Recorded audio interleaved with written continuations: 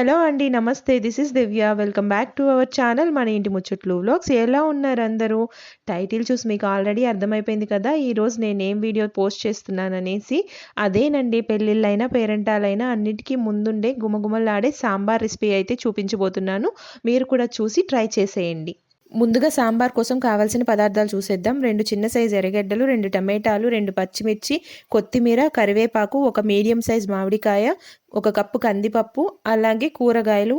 నేనైతే వంకాయలు, మునక్కాయలు, బెండకాయలు, ముల్లంగి తీసుకున్నాను.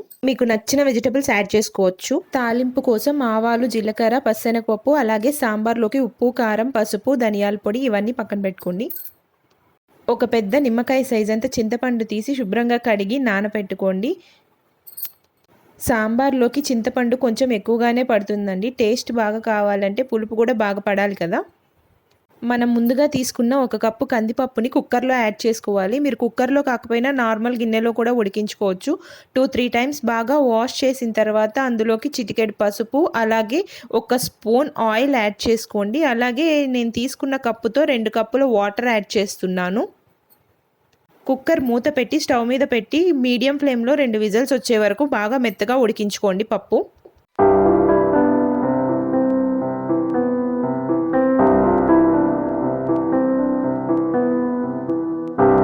పప్పు ఉడికేలోపు మిగిలిన కూరగాయలన్నింటినీ ముక్కలుగా కట్ చేసి పెట్టుకుందాం.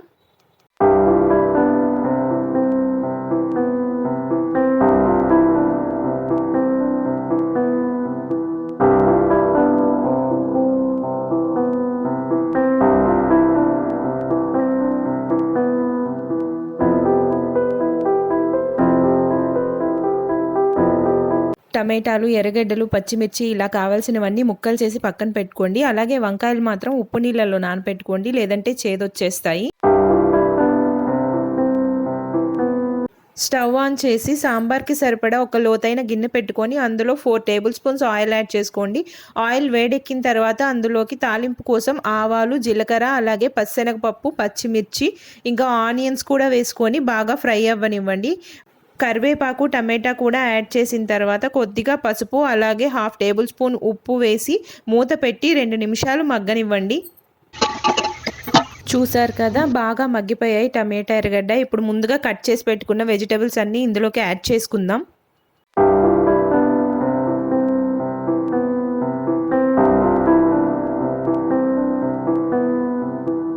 ఇప్పుడు ఇందులోకి 1 టేబుల్ స్పూన్ కారం, అలాగే 1 టేబుల్ స్పూన్ ధనియాల పొడి యాడ్ చేసుకొని బాగా కలుపుకొని ముందుగా నానబెట్టుకున్న చింతపండు గుజ్జు కూడా యాడ్ చేసుకుందాం.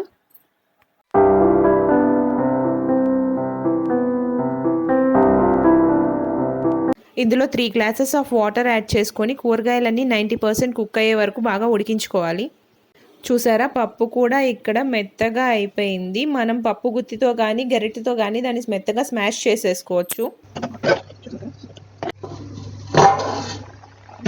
వెజిటబుల్స్ అన్నీ ఒక 90% కుక్ అయిపోయాయి. ఇప్పుడు ఈ టైంలో ముందుగా చేసి పెట్టుకున్న పప్పుని మనం ఇందులో యాడ్ చేసుకుందాము.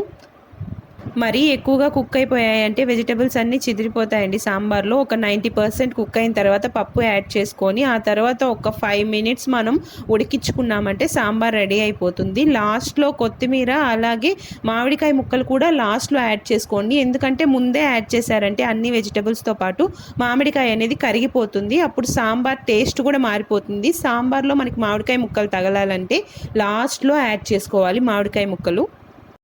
గుమగుమలాడే సాంబార్ అయితే రెడీ అయిపోయింది. టేస్ట్ నిజంగా చాలా బాగా కుదిరిందండి. ఒకసారి మీరు కూడా ట్రై చేయండి. ట్రై చేస్తే కామెంట్ సెక్షన్లో నాతో షేర్ చేసుకోవడం మర్చిపోకండి. ఇంకా వెరైటీ ఆఫ్ రెసిపీస్ కోసం వీడియోని లైక్ చేయండి, షేర్ చేయండి and subscribe to my channel. Thank you for watching this video. Bye.